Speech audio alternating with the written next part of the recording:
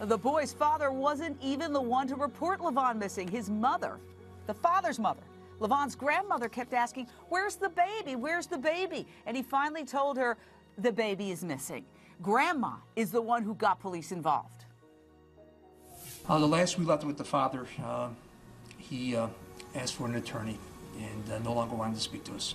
So at this point, we've had no further communication with the father at this point. We find it hard to believe that a parent would wait 2 weeks and not notify the police. Police are not calling the suspect, the father, a suspect just yet. Obviously, not reporting your child missing for 2 weeks makes you look like you're hiding something. Straight out to Utica Police Sergeant Steve Hauk. Thank you for joining us, Sergeant. I know you're very busy trying to find this child, this innocent, precious little baby who obviously did not pick up and walk off on his own. Are you getting any leads? What do you know? First, thanks for having me. Yeah, we have been getting leads. You know, there's been tremendous outcrying from the public. Obviously, it's a 9-month-old baby. And people that normally necessarily wouldn't cooperate with the police have been calling and have been offering to help in any way they can. Unfortunately, you know, we're 2 weeks behind here. So, you know, when you have a missing child, there are always difficult cases. But when you're 2 weeks behind, it's nearly impossible. Well, I want to go to Guy Palmieri, a landlord, the landlord of the home where the child went missing. Thank you for joining us, Guy. What have you observed about this father, whose name we're not mentioning at this moment, and his behavior pattern that raised your eyebrows? Well, I mean, you know, like everybody else feels the same way and thinks the same way that, you know, why would anybody wait so long?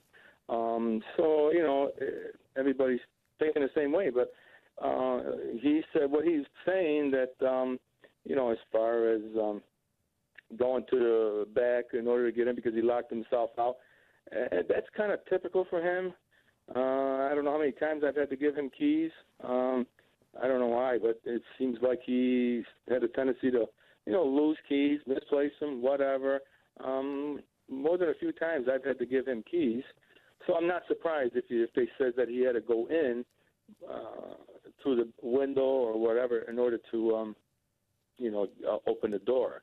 Well, thank you, sir. And Mark Klass, you're the father of Polly Klass, and you're the founder of Klass Kids Foundation.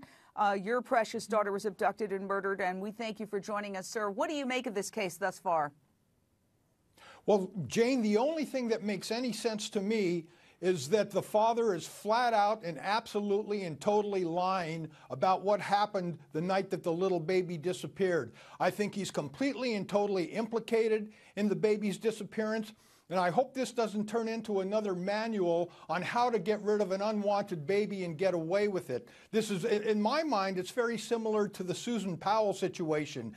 Everybody knew that Josh Powell was lying, but the authorities did nothing about it, and they let him continue to walk the streets. I think we need some prosecutorial chutzpah here, and they need to go after this guy and find out what really happened.